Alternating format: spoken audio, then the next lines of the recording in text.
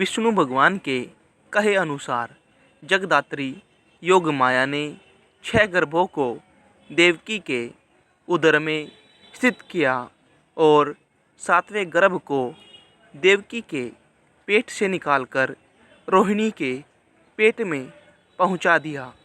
फिर श्री हरि ने तीनों लोकों का उद्धार करने की इच्छा से देवकी के गर्भ में प्रवेश किया। विष्णु भगवान के कहे अनुसार योगमाया भी उसी दिन यशोदा के गर्भ में स्थित हुई। विष्णु अंश श्री कृष्ण के जन्म लेते ही सभी ग्रह अपनी गति से चलने लगे और ऋतुगण भी मंगलमय होकर शोभा पाने लगे। उस समय अत्यंत तेज से देदीप्यमान देवकी जी को कोई भी न देख सकता था। उन्हें देखकर देखने वाले का चित्त थक जाता। तब देवतागण अन्य जनता को दिखाई न देते हुए अपने शरीर में गैगर्भ रूप से भगवान विष्णु को धारण करने वाली देवकी जी की अहर्निश स्तुति करते हुए बोले, हे शोभने, तू पहले ब्रह्म प्रतिबिंब धारिणी मूल प्रकृति हुई थी और फिर जगदिधाता की वेदगर्भा वाणी हुई। हे सनातने, तू ही सर्जय पदार्थों को उत्पन्न करने वाली और तू ही सृष्टि रूपा है। तू ही सबकी बीज स्वरूपा यज्ञमयी वेदतरी हुई है। तू ही फलमयी यज्ञ क्रिया और अग्निगर्भा अरणी है तथा तू ही देव माता अदिति और देश्य प्रसूदिति है। तू ही दिनकर प्रभाकर ज्ञान गर्भा गुरुसुषा है तथा तू ही न्यायमयी परम नीति और विनय की मूलभूता लज्जा है।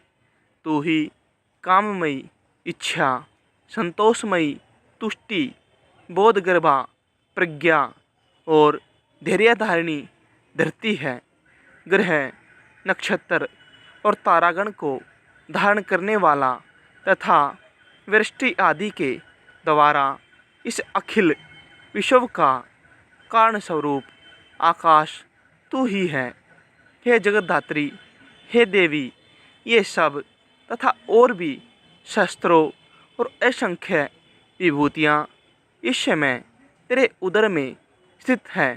हे सुबह, समुद्र, पर्वत, नदी, द्वीप, वन और नगरों से सुशोभित तथा ग्राम, करवट और खेत आदि से संपन्न समस्त पृथ्वी, संपूर्ण अग्नि और जल तथा समस्त वायु, ग्रह, नक्षत्र एवं तारागणों से चित्रित तथा जो सबको अवकाश देने वाला है, वह सैकड़ों विमानों से पूर्ण आकाश, भूलोक, भुवरलोक तथा मह, जन, तप और ब्रह्मलोक पर्यंत संपूर्ण ब्रह्मांड तथा उसके अंतर्वर्ती देव, असुर, गंधर्व, चारण, नाग, यक्ष, राक्षस, प्रेत, गुह्यक, मनुष्य, पशु और जो अन्य अन्य जीव हैं, हे यशस्विनी, वे सभी अपने अंतर्गत होने के कारण जो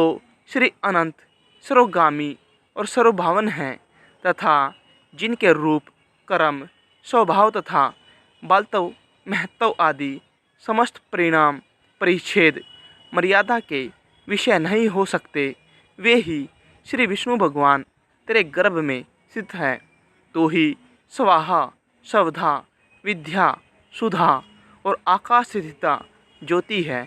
संपूर्ण लोकों की रक्षा के लिए ही तूने पृथ्वी में अवतार लिया है। हे देवी, तू प्रसन्न हो। हे शुभे, तू संपूर्ण जगत का कल्याण कर। जिसने इस सारे संसार को धारण किया हुआ है, उस प्रभु को तू प्रीतिपूर्वक अपने गर्भ में धारण कर